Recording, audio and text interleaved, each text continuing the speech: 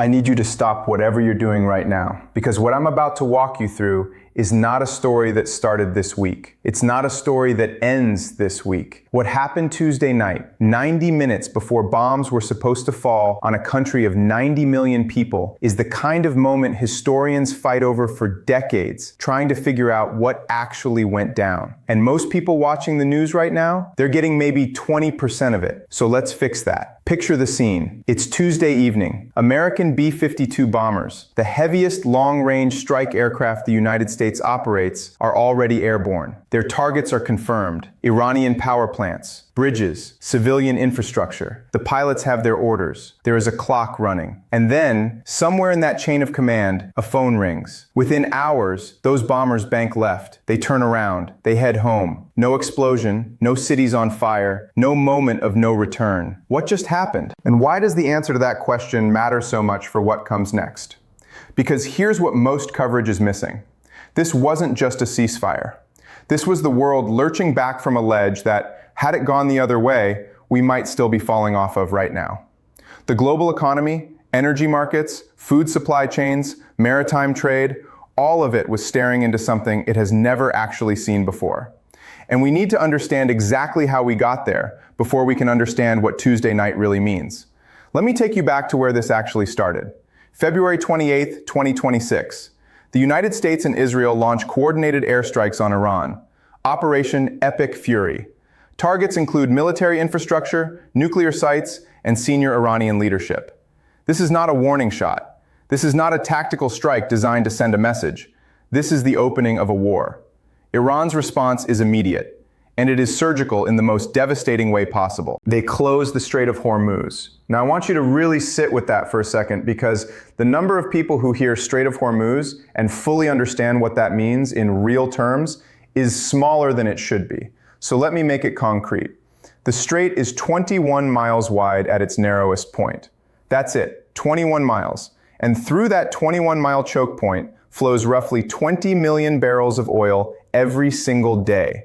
That's approximately 20% of all global seaborne oil trade. Every tanker leaving Kuwait, Saudi Arabia, Qatar, the UAE, it all goes through there. There is no bypass. There is no alternate route that isn't catastrophically longer and more expensive.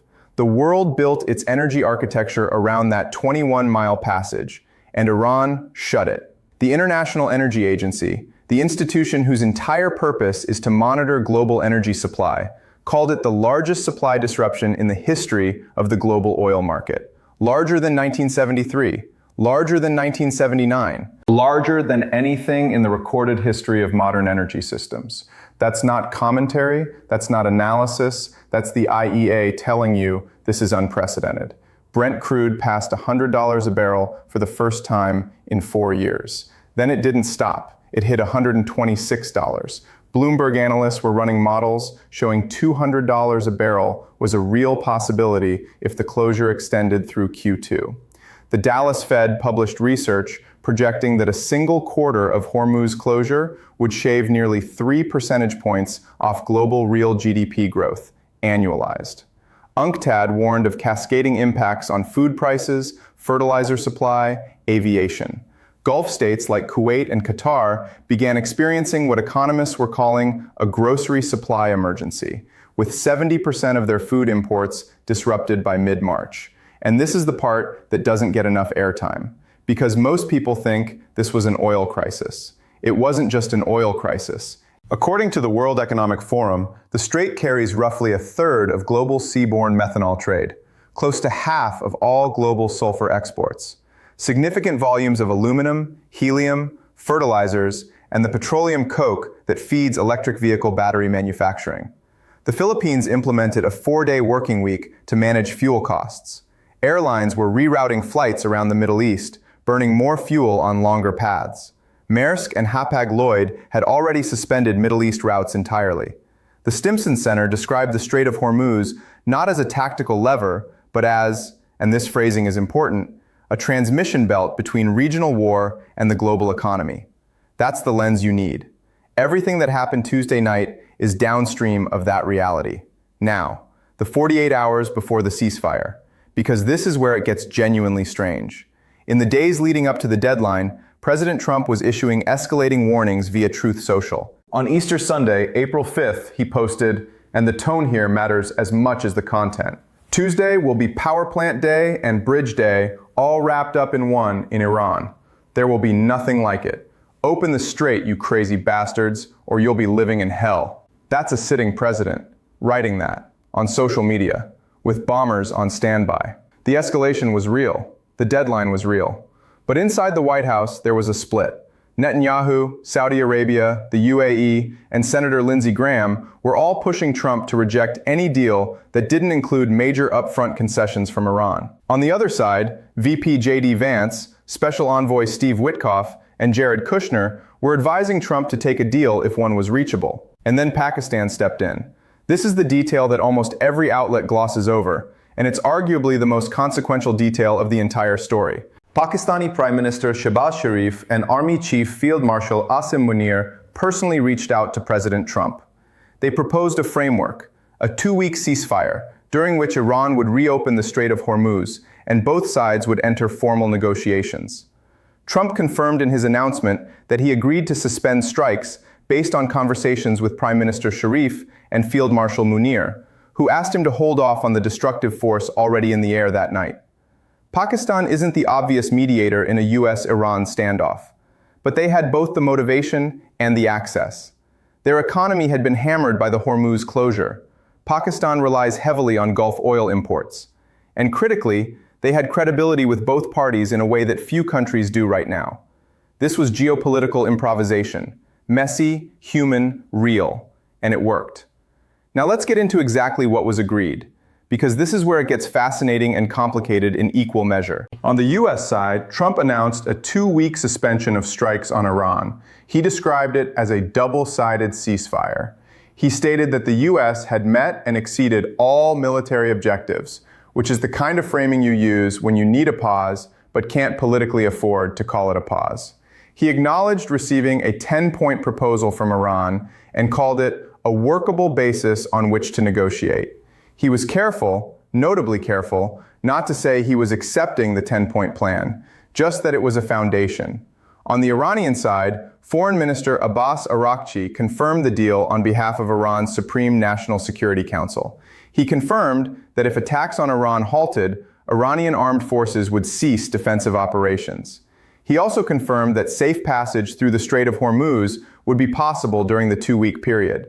But he added a phrase that matters enormously: with due consideration of technical limitations. Those technical limitations are sea mines. During the conflict, Iranian forces laid mines across sections of the strait. They cannot all be located and removed quickly. So what Iran is actually saying is, ships can pass, but only through corridors we designate and coordinate. Given that over 100 ships were transiting the strait daily before the war, and the total count for the entire past month was barely 100 ships combined, you can already see the bottleneck forming. And then, the ceasefire immediately showed its fractures. Within minutes of the announcement, missiles were launched from Iran toward Israel. One was intercepted on the outskirts of Tel Aviv. Iranian naval forces reportedly halted tanker traffic through the strait, again, just hours after the first vessels had been allowed through, citing Israel's continued strikes in Lebanon. Bahrain, the UAE, and Kuwait reported new Iranian attacks on oil sites. Iran's parliament speaker accused the United States of violating 3 specific points of the agreement: the ceasefire in Lebanon, a drone entering Iranian airspace, and the denial of Iran's right to nuclear enrichment. Here is where you have to think carefully, because the disconnect between what Iran's political leadership agreed to and what Iran's military was actually doing in those first hours is not necessarily bad faith at the top. It reflects something more structurally significant. The wave of targeted assassinations throughout this conflict, Iranian commanders, IRGC leadership, naval officers, has severely degraded Iran's chain of command.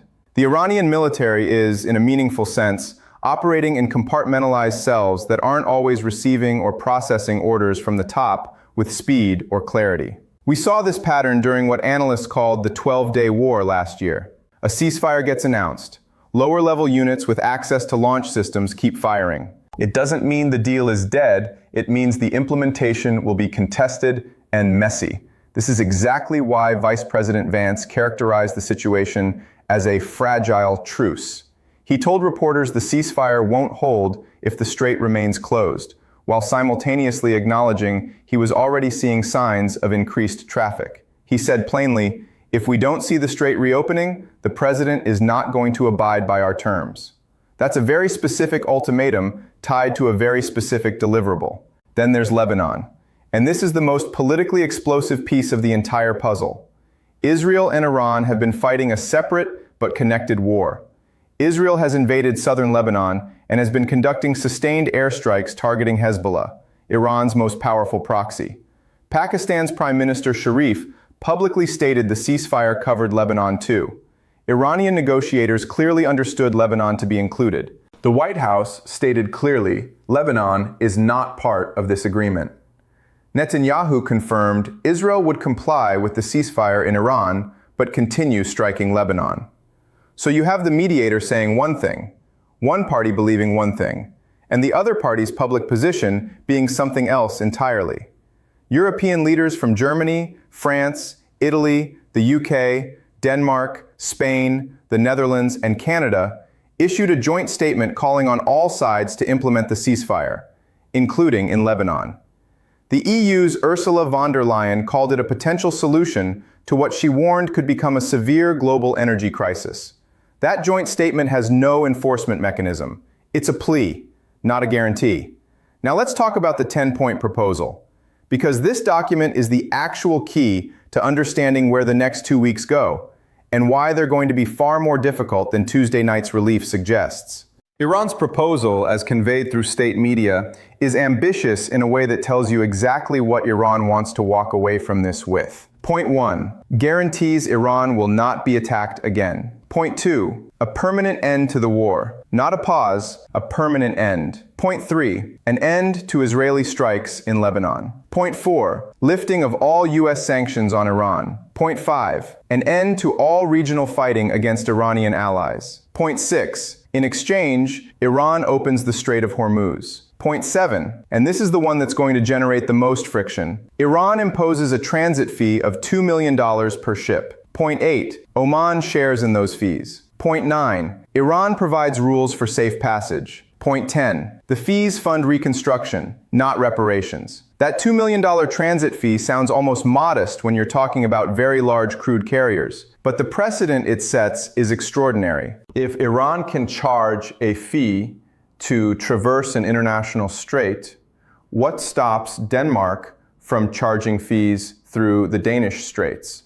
What stops Spain from levying tolls in the Strait of Gibraltar? This would reverse 2 centuries of maritime freedom of navigation norms. Norms the world moved away from deliberately for reasons that are still relevant. Iran knows they're unlikely to get it. The strategic value of point 7 is as a bargaining chip, something to sacrifice for concessions they actually want more. The White House's official position is they've accepted none of the 10 points. Press Secretary Caroline Leavitt said the original plan was, and this is her phrasing, literally thrown in the garbage by President Trump and his negotiating team. So before the talks have even started, there's already a fundamental dispute about what was agreed and what wasn't. This mirrors every major ceasefire in modern history.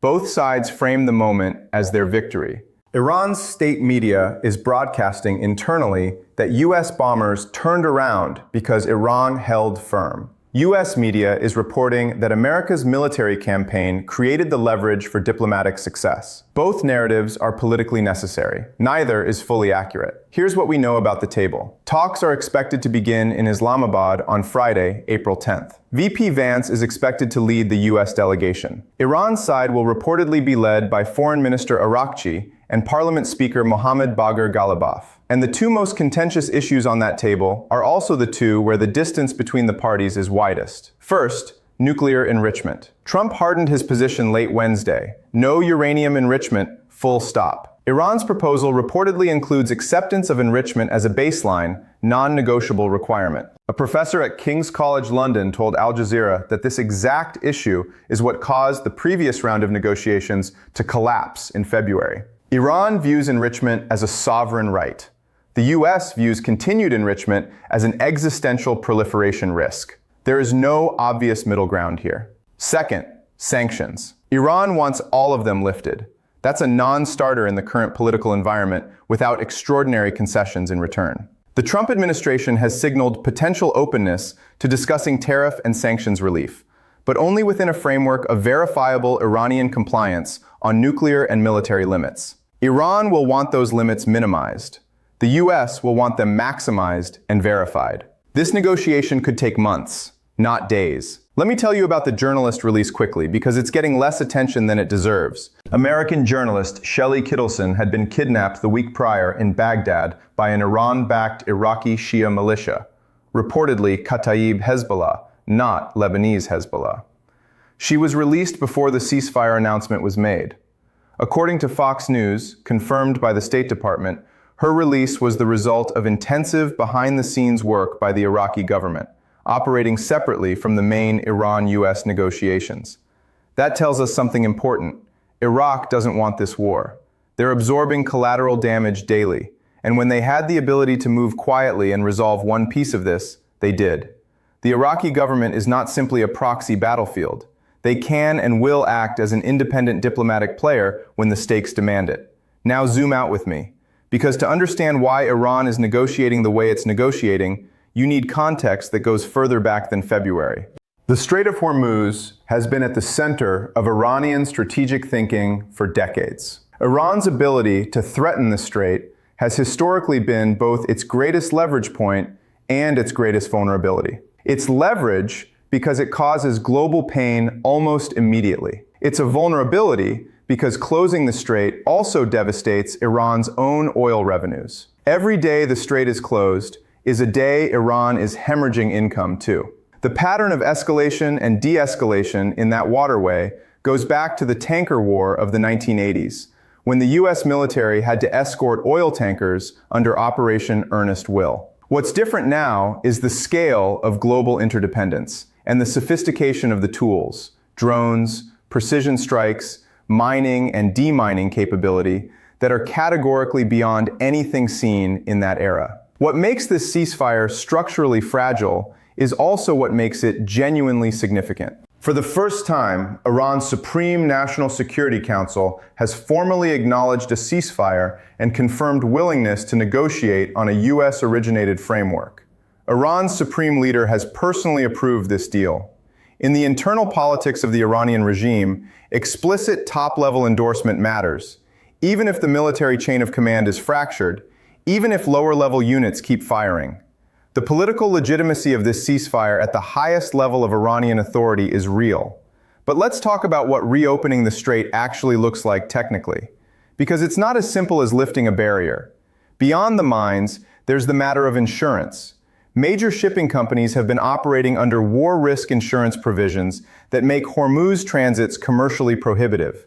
Those provisions don't evaporate because a ceasefire was announced. They require documented stability, consistent safe passage, and demonstrated confidence that Iranian naval forces won't revert to targeting vessels. According to CNBC, restoring that commercial shipping confidence could take weeks, even under the best-case scenario. And the backlog is extraordinary. Before this war, over 100 ships were transiting the strait daily. During the past month of conflict, the total was barely that number across the entire period. Roughly 3 ships a day instead of over 100. Tankers are queued in the Gulf of Oman. Crude oil is sitting in Saudi and Kuwaiti storage that producers urgently need to move. And now you're routing it all through narrow lanes constrained by Iranian mine clearance requirements. The congestion is going to be significant even if everything goes well. Here's the bigger picture, the one that every government watching this needs to sit with honestly. This is not a peace deal. This is not even close to a peace deal. All sides have basically agreed to disagree and push their core disagreements down the road. The enrichment question is unresolved. The sanctions question is unresolved. The question of regional proxy forces, Hezbollah, the Iraqi militias, the Houthi networks, is entirely unresolved. The question of Iranian sovereignty over maritime traffic, which is effectively what their 10-point plan is demanding, is unresolved. None of these issues have been settled. None of them will be settled in 2 weeks. They may not be fully resolvable in 2 years.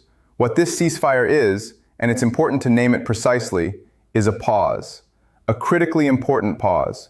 A pause that prevented what could have been an irreversible escalation Tuesday night. A pause that gives the global economy a window to breathe. A pause that gives diplomats a table to sit at rather than a crater to stand in front of. So what do you watch in the coming days? Watch the Strait. Not just whether ships are moving, watch what kinds of ships, under what conditions, and under whose coordination. If Iran is demanding its armed forces coordinate every single transit, that's not freedom of navigation. That's Iranian administrative sovereignty over international waters. The White House has already signaled that Iran charging tolls would be considered a violation of the deal's terms. These two positions are not yet reconciled. Watch Lebanon. Israel has been explicit. The ceasefire does not cover Lebanon. Iran and Pakistan believe it does. If Israeli strikes in Lebanon continue at their current intensity, Iran's military factions will use that as justification to resume operations, possibly regardless of what their political leadership in Tehran agreed to. Lebanon is the variable that could unravel this faster than anything else. Watch Islamabad.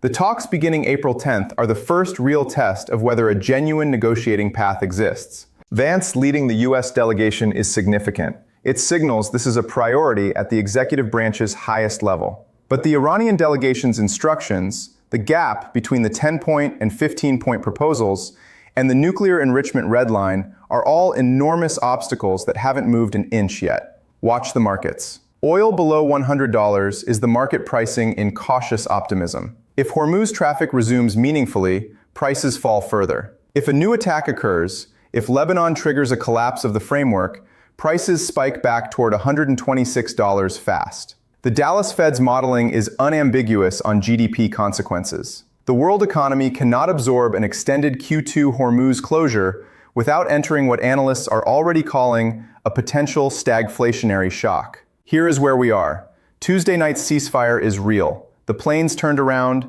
the bombs didn't fall. The Strait is nominally open to coordinated passage. An American journalist is free. And two of the most consequential adversaries in the global energy system are sitting down in Islamabad in less than 48 hours to try to determine whether there is a version of the world in which this war permanently ends. That is not nothing. That is genuinely remarkable given where we were 72 hours ago, when Trump was posting about civilizations dying and Iranian students were forming human shields around power plants. But fragile is the word. VP Vance used it deliberately. And fragile things break. This ceasefire has already been tested by post-announcement missile launches, Hormuz reclosure reports, continued strikes in Lebanon, and a fundamental dispute between the two parties about what they actually agreed to. The next 2 weeks will tell us whether the most consequential military conflict of 2026 has found a real off-ramp, or whether Tuesday night was simply the quiet before the next escalation. We're watching every signal, every market move, every statement out of Islamabad, Tehran, and Washington. If you're not already subscribed to the Jiang report, this is the moment. Hit subscribe and stay close, because this story is far from over.